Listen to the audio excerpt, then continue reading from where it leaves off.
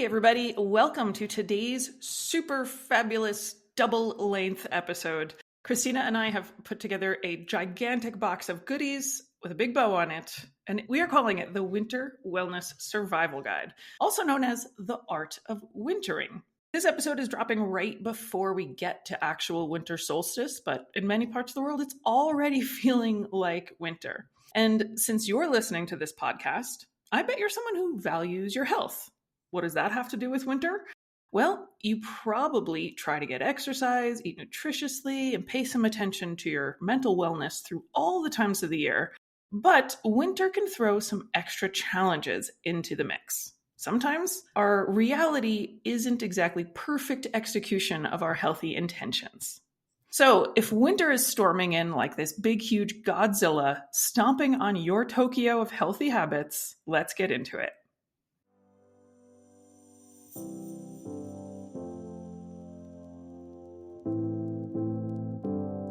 This is the Breaking Up with Binge Eating podcast, where every listen moves you one step closer to complete food freedom. Hosted by me, Georgie and my team at Confident Eaters. When you think about it, a quarter of the year is a sizable chunk of the calendar that winter takes up. It's the season most people would say is the toughest for living a healthy lifestyle. If snowstorms and holiday parties have you feeling anxious, or shorter days are already dragging you down, fear not. We've loaded this episode with practical, real-world advice to help get you to the other side of winter without backtracking on your health goals. Winter doesn't have to just happen to us.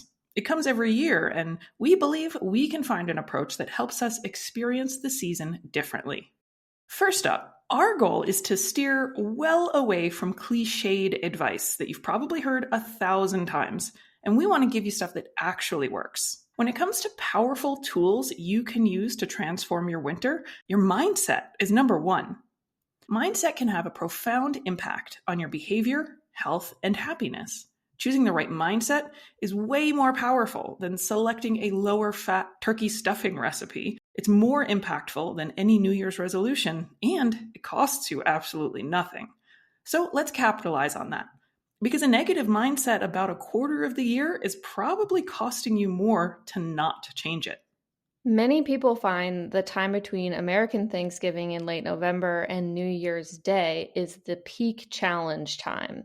It can feel like the feasting traditions, parties, and gift-giving obligations heap stress and calorie-dense foods in front of us, while our to-do list simultaneously lengthens, crowding out our usual exercise times. I often hear people assume that they will gain weight over the holidays because they do every year. Sometimes I get the feeling that a person has just accepted that late November and December they will lose the war of healthy living. They anticipate being stressed, worn out, annoyed with their relatives, and look forward to just getting to January. I want you to know overeating or overdrinking for the last 6 weeks of the year is not something you just need to accept. By all means, if you want to indulge nonstop until we turn over the calendar to 2025, go for it.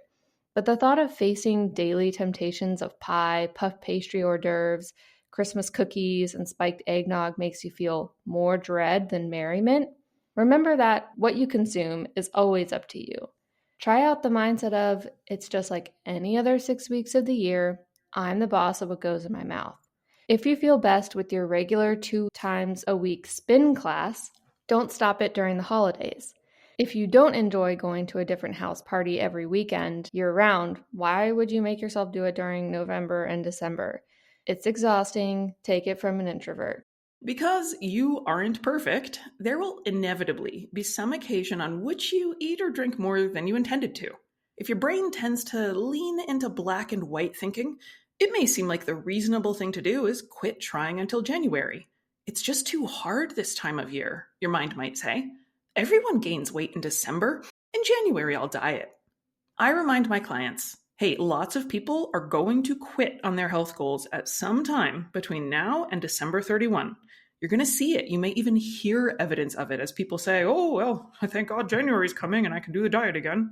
Don't be one of those people. Refuse to throw in the towel.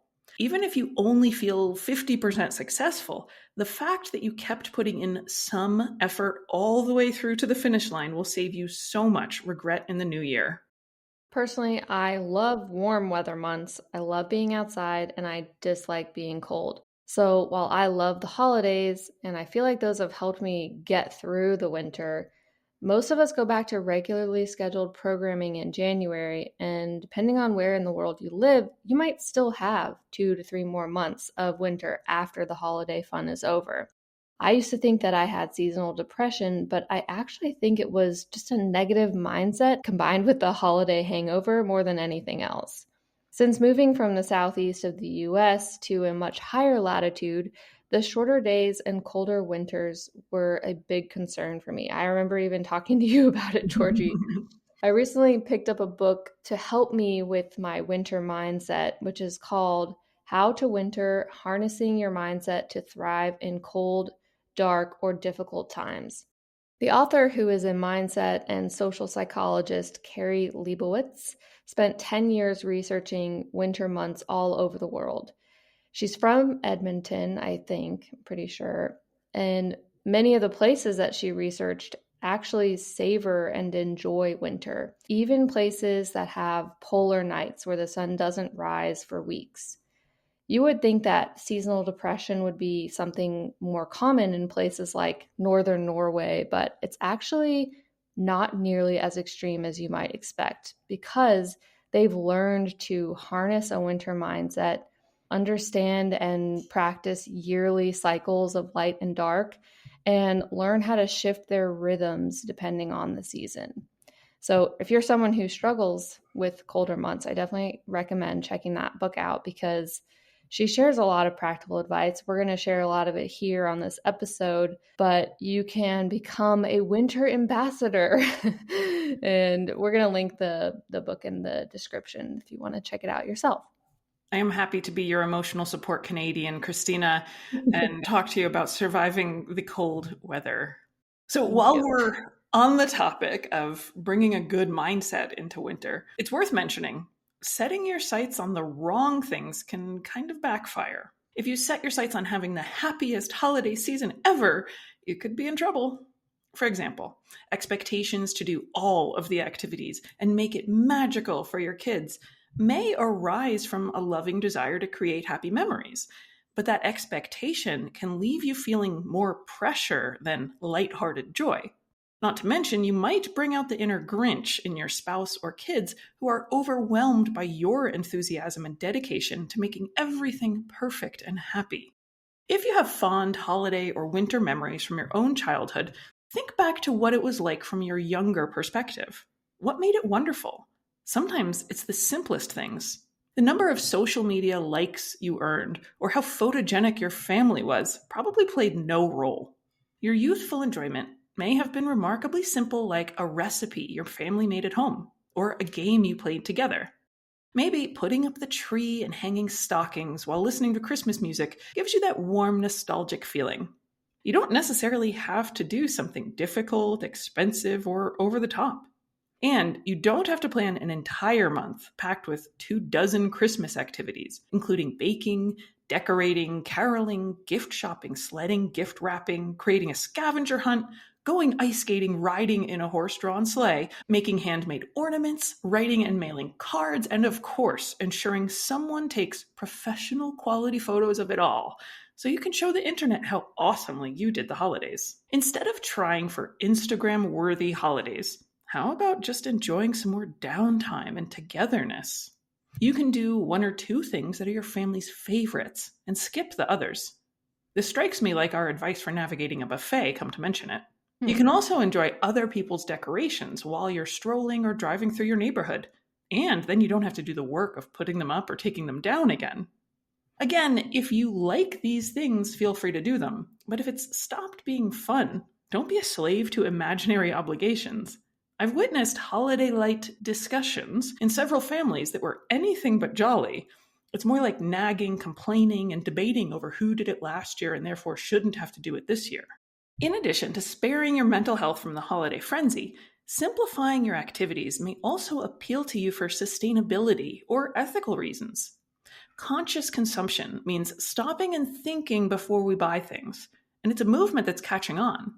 Global awareness is increasing around how easily and often we buy items we don't really need or give other people items they don't need and might not even want. Increased purchasing and consuming tends to mean more packaging, plastics, carbon emissions, and more waste going into landfills. I'm having a lot of conversations with my clients these days that touch on these topics. It feels positive to many people to intentionally make more use of things we already own, source used items if we need something, and generally accumulate and throw away less stuff. Not to mention, it's helpful for everybody economically to avoid unnecessary purchases and reduce gasoline and electricity use. This has been a big topic of discussion between my husband Mark and I. We recently, I think we mentioned in an episode previous, we recently moved to Warsaw, Poland. And even though we've only been married 1 year, before moving, we put some things into storage. And we realized that combining household goods and creating new holiday traditions meant that we had quite a bit of stuff. Moving does that, right? You realize how much stuff you have. Yep. It really made us both want to live more simply.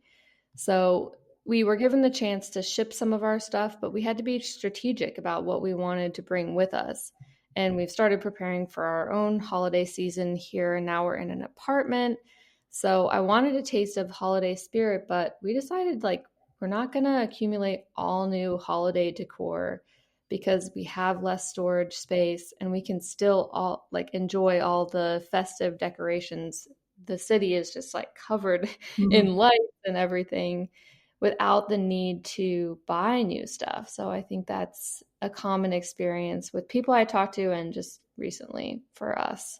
And this brings up another mindset tactic that can be useful this time of year. We can recognize that each year might look and feel different. This might be a unique year for you. It might be the first one in a new home or the first one without a loved one. You might be ill or going through a mental health crisis or recovering from surgery.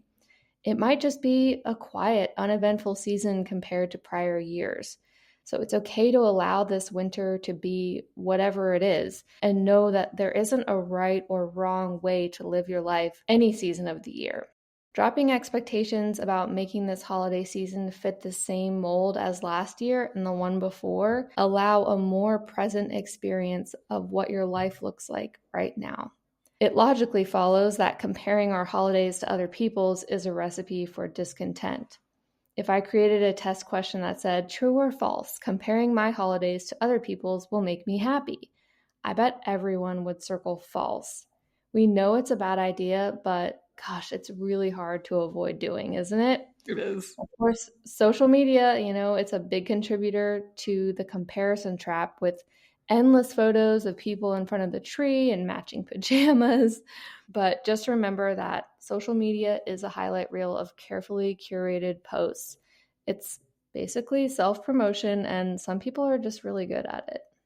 Yeah, I'm not one of them. I see your cookie game.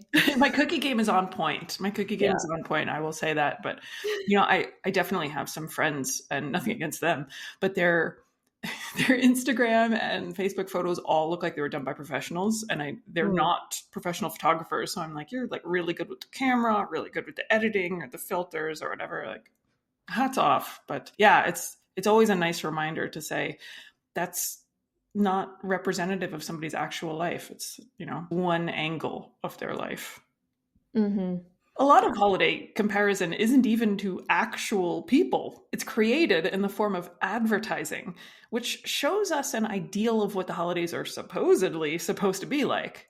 Television commercials, catalogs in your mailbox, and flyers nudge you to wow her this Christmas with a diamond bracelet, or make the holidays merry and memorable with our latest decorations. Looking at the perfectly styled, clutter-free living rooms and impossibly coordinated table settings can make your normal home or the scarf you knitted for your wife feel like it's just not special enough. And that feeling of not enoughness might just nudge you to go buy some new things, which is precisely the effect that advertising is crafted to achieve. So while we're not trying to make our December look like it has in other years, We're not going to try and make it measure up to other people's or the advertising fantasies. We get to decide, what do we want the next couple of months to look like for us? Here are some examples of how Christmas looks for a couple people I know. For my client Julie, she has so many good memories of Christmas and her family that she starts to smile when she hauls out the big plastic tub of tree ornaments. She wants to also put it up as early in the year as possible. She loves putting up the tree and the lights and then having people over to sit and chat in the living room over tea with that ambiance of the holiday decorations. She's really not into the cold, so she likes indoor things like Christmas movies. She takes her 2 dogs to see Santa and get their photo with him every year. Other than Aw. that, she says, I stay out of the madness. Crowded shopping malls, not her thing any more than cold weather is. But she likes shopping online, so she picks up a few things to send her nieces and nephews who live far away. Because she eats a vegan diet currently, she doesn't relive her childhood through specific foods or recipes, but the decorations, the music, and the movies are where it's at for Julie. I like this example because it's proof that you can really enjoy some aspects of the holiday, but not feel like it's a package deal. And you automatically have to get into snowshoeing and doing things with kids or shopping malls. Mm-hmm. Personally, I don't really think of the end of the year as being holiday time at all. I'm not religious, and I never got into Christmas or Hanukkah traditions. So if I think of certain weeks of the year as being the holidays, the more I realize it gives me this left out feeling. So I like to lean into it being winter. To me, I think wintertime is a beautiful, silvery season. I think of crisp, quiet woods and sparkling snow. I think of December and January as the 2 months I get to go skiing a lot. I love Mm-hmm. the feel of gliding on the snow. I love my big thermos of hot cocoa. I love my big puffy down parka that I put on after skiing. I love the excitement of racing and counting down the days until the next event. This actually makes winter go really fast for me because there's so many fun things that I look forward to doing in the winter with my friends that it actually feels like a precious time before the snow melts and it's gone for another year. That's a good point. The holiday season helping people get through the end of the year only helps if you, first of all, celebrate the holidays or have fond memories attached to them, because I know there's a lot of people with painful memories tied to the holidays and they don't enjoy this time of year.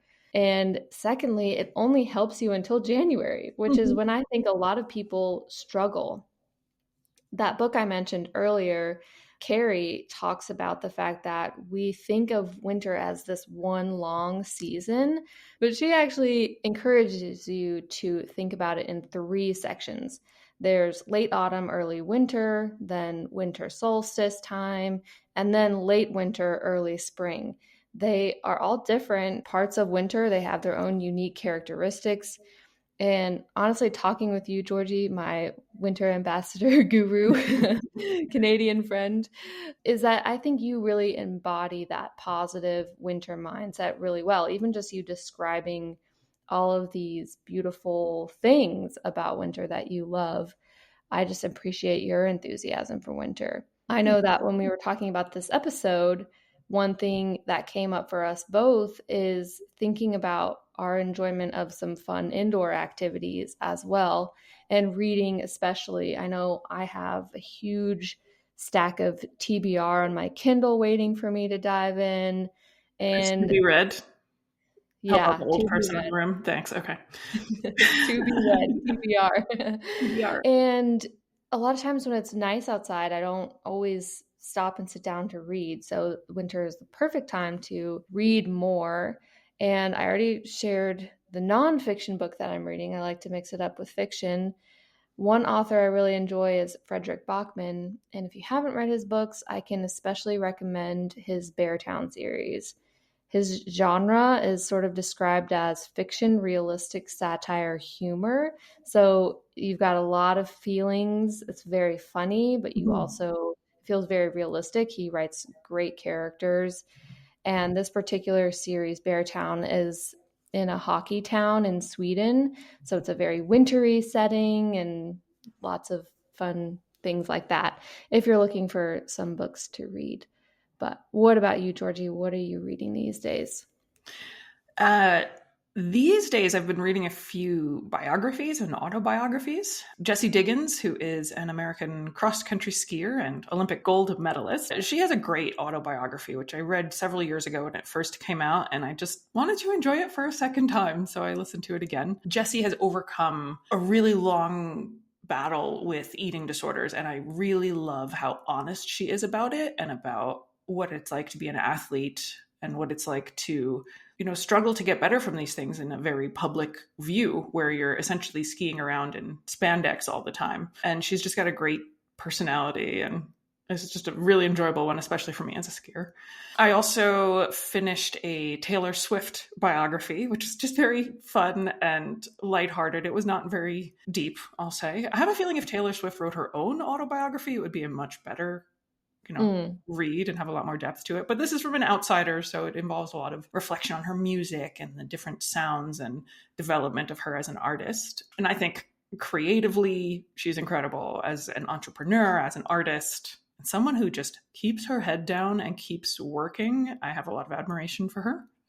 And I also finished a sort of memoir called Dinner for Vampires, which is very confusing of the title, by Bethany Joy Lenz. She's an actress that was on One Tree Hill. So if you're a fan of that show, you may know her from it. I actually have never seen the show, but the description on Audible hooked me. It's about how she was not only involved in a cult TV show, but in an actual cult at the same time. And I just, from reading that subtitle, I was like, this is somebody with a sense of humor who's had a really interesting experience. I want to read about this. And so her being, faithful and wanting to grow in her Christian faith led her to get involved with a group that was doing a Bible study. And then it sort of like morphs from there ever so slowly into like an all-encompassing, controlling her life group. And as many of us would be, like when you begin to realize what you've done, you're like, oh, Dookie, how do I get out of this? And then extracting herself from this group and then reconnecting with the people that she had been separated from as she was isolated into this group is just really well delivered, really funny. Highly recommend that one. So these books are really great. None of them have to do with wintering. On the wintering topic, though, there's a really excellent one called The Year of Living Danishly, about a woman who moved to Denmark and wants to learn about why are people in this country statistically so happy, and what is it that helps them be that way. And then I read another book that was on Audible that is about the Finnish way of living, and I can't come up with the exact title right now, but we'll put it in the show notes. And it's very similar cultural reflections on living in Finland. Yeah. Why are the Finns so happy? Because as you said, there's like chunks of the year where the sun doesn't come up, but they're not miserable. She talks about it in the wintering book. She studied all of those like Northern European cultures. Like, what is it about their mindsets that they're just so happy and they embrace it? So lots of good resources there. Yeah, I think we all need to find what works for us in this, like in so many other realms. So if there's something that you really like about winter, you can focus on that and not focus on the things that you dislike. And many of the things you dislike, you can actually avoid. Like if you really hate, I don't know, Christmas music, like you can change the radio station or just play your Spotify instead of listening to the radio, so you're not bombarded with music that you don't like.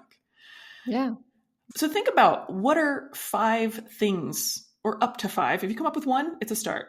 Things you're looking forward to about winter. Take time to think about, what do you like?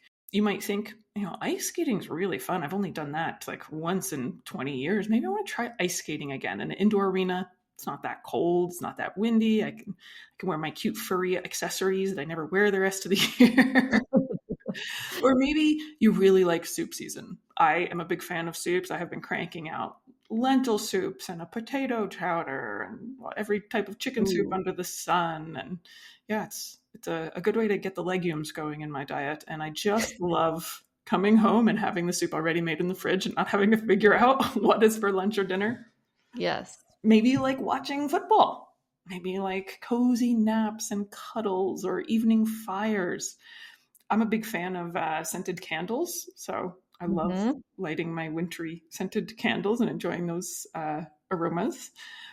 Think of some other action steps that might help you prepare for winter, like lay out those bigger blankets and slippers, restock your pantry with tea, hot cocoa, and a coffee setup.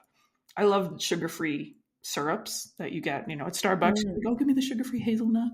Yeah, you can buy those. You don't have to go to a coffee shop. I Yeah. order them online. In the fall, I have like my sugar-free pumpkin spice. In winter, a lot of times we will move into like the peppermint hot cocoa realm, and also raspberry is very good with hot cocoa. So those are Ooh. some of my extra nice hot beverage accessories. You could pull out those favorite soup recipes, have some friends over for a soup night. I saw this really cute picture it was an idea for a soup tasting party. So everybody brings a muffin tin. So you come with your soup and a muffin tin, and they give you little paper cups of everybody's soup. And so you hold them all in your muffin tin. And That so is so you cute. sit down with like 9 or 12, soups, and everybody, sips and Aw. eats them with a spoon out of the little paper cups. And of course, the paper reduction style might be just to spoon them into the muffin tin, but Right, exactly. If you're trying to be environmentally conscious. right?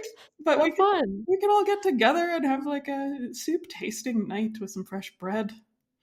And Yeah. one thing about hot foods and drinks is they can like nudge you to slow down, because otherwise you're going to burn the roof of your mouth or the inside of your lip. And that requiring of slowness can make us appreciate them more, make us take a little more time and be a little more present in a life where a lot of us are hurrying a lot of the time. Mm-hmm. You might also explore slow hobbies, baking or cookie decorating, one that I love. You might host an indoor game night. Puzzles or crochet or knitting projects are great ones. Other types of arts and crafts can make just really nice, slow hobbies that you have more time for during the colder months. As you're talking about that, it also just makes me think of how cozy the atmosphere can be in the winter. And you know what really contributes to cozy atmosphere? Have you ever heard of the concept of big light off before? I haven't, but I have a good guess at what big I light off mean, might it mean. is exactly what it sounds like, which is not using overhead lighting that's really harsh, especially after the sun goes down, and instead using soft, warm lightings like lamps and candles, like Mhm. you mentioned.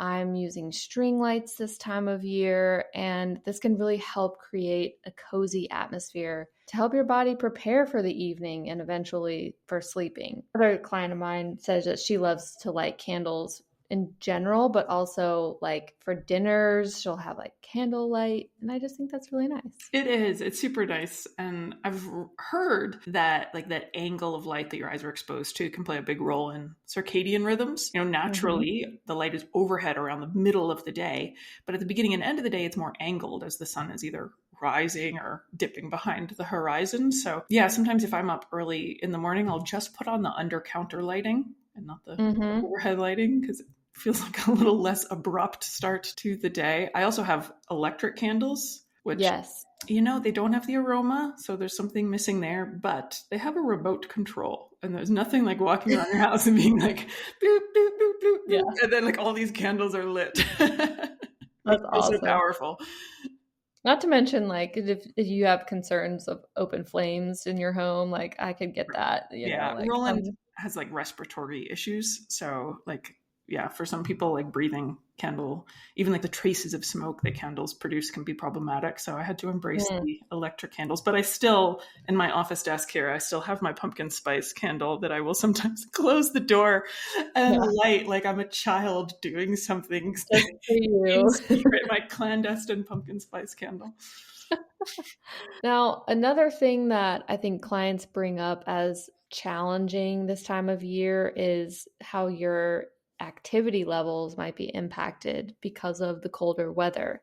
So, we did want to take some time to talk briefly about some tips we have for you just to keep moving during the winter. One of the takeaways from the book I mentioned that I'm putting into practice after the couple of weeks I've been here in Poland is to go for winter wonder walks. I don't think she calls it that, but that's what I'm calling Trademark. it. Exactly. And just noticing nature. So, it is so different outside this time of year, depending on where you live in the world. There's no leaves on the trees. You can sort of see the contrast of trees with the sky, and it's just different. So finding wonder in nature, and sometimes it helps to go on a new path if you're like, oh, it's the same old, I don't see anything new and delightful. But I just have really enjoyed noticing nature. Even in a city, there's nature all around us. So make it a point to go outside and get some sun on your face. Like you said, the daylight and the sun angles can really make a difference for helping you feel energized. I have a friend who claims that she can smell when it's about to rain or snow. So even just like engaging your senses in that way, like what does it smell like in the winter versus in the summer outside? Inhale the cold air, like what does that feel like in your body?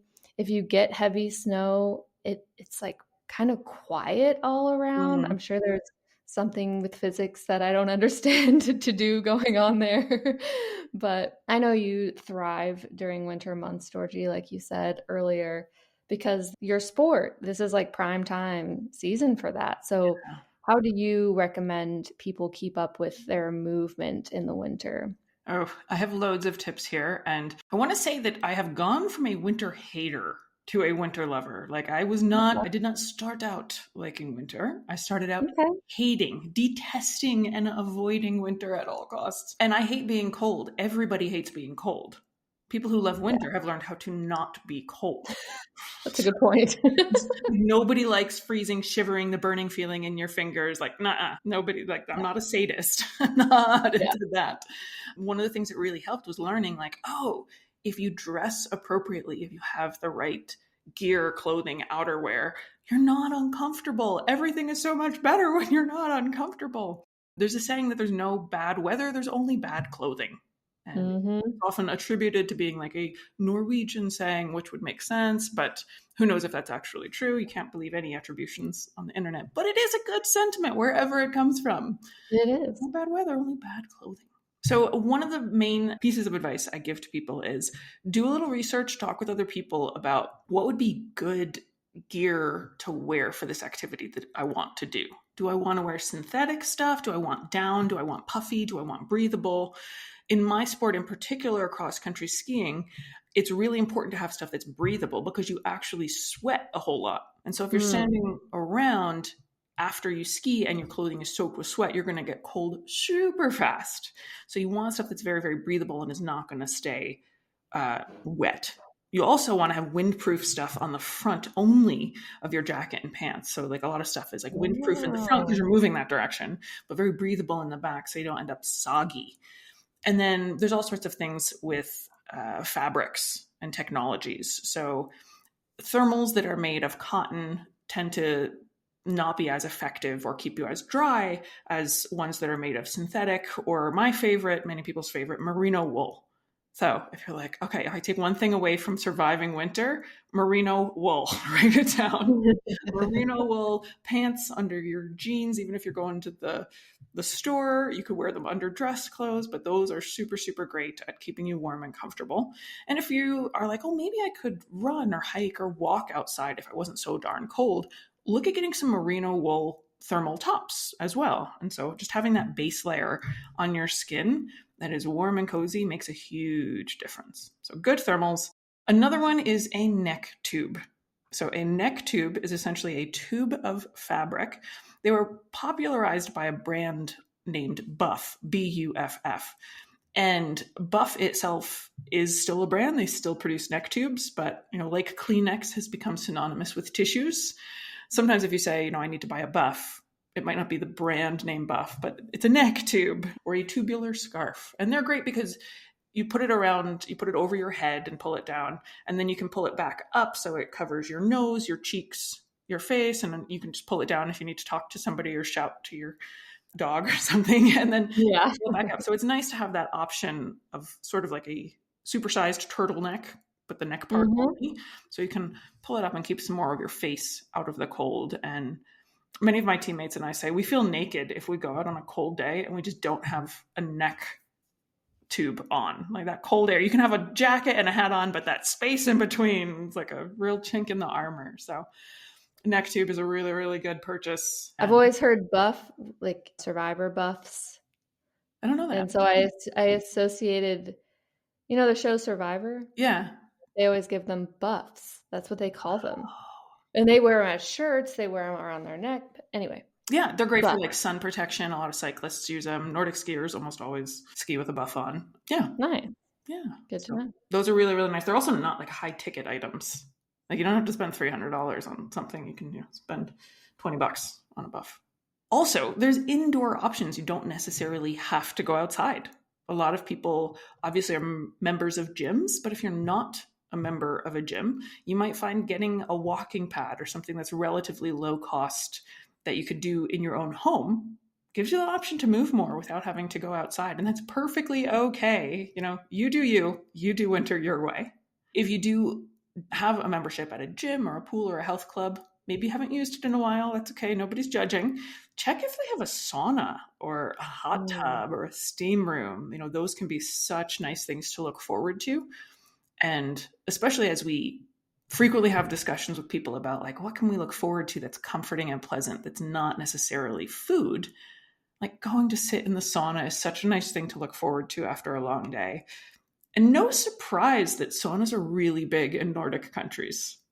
Mm-hmm. Like the Finnish sauna, like really, really popular, self-care, socializing, comfort, all in one hot room. If you do go outside, my personal realization was don't stand still. If you're cross-country skiing, like keep walking, even if you have to stop and ask a question. If you're hiking and you want to stop and fish a sandwich out of your backpack, like stop, get your snack out, but then like keep walking while you're eating it. If you don't stand still, you tend to not get as cold. When we freeze is when we have to stand still. I very briefly was exposed to ice climbing and I hated it because you have to sit in one spot to belay the person who's climbing above you. And I froze and I was in a hell of a mood. By the time it was my turn to climb, I was like, I can't climb now because my arms are numb. Yeah. This is terrible. It's like intermittent hypothermia and exhausting activity. This is no bueno. Before leaving to go outside, if you're trying to like gear yourself up to go for a walk in the cold or to go take a hike, preheat. Just like you preheat the oven before you put a cake in it, you can preheat yourself. Like put your warm coat on and sit down and drink a mug of tea at your kitchen table. And all of a sudden you might be like, wow, I'm really hot. It's actually appealing to open that front door and start moving. So that can be a really good one. Preheat with your coat on indoors. And then the last one, make the investment to get a really good travel mug or two and fill it up with nice, tasty stuff, whatever you enjoy. And if you have that with you, it's like my security blanket / confidence booster that I can handle going out into the cold that day. I sometimes have 2 20-ounce travel mugs, one in each hand, with my ski bag over my shoulder as I'm going out to the car. It's like, okay, I can do this. I have cocoa to get me by. I have chai tea for afterward. And it can really make a difference. Get one that doesn't leak, that doesn't dribble down your chin, that keeps your stuff nice and hot, and that you like the look of. And that can really improve your boldness to get out and keep living your life through the winter months. Anything in closing that you would add to our winter survival episode or doing winter right? I think it's just, I hope that people learn to embrace the season and enjoy it a little bit more, even just a little bit more, because it does happen every year. I think that's the big takeaway is like, we can decide if we're going to be miserable and shrink up all winter, or we can embrace the things that we love about it. So that's kind of my big takeaway. Yes. Awesome. Well, thank you everybody for joining us. We are going to share this episode not only on the Confident Eaters podcast, but also on the Breaking Up with Binge Eating podcast, our 2 sister shows, so everybody can enjoy a happier, cozier winter. And we will see you in the next episode.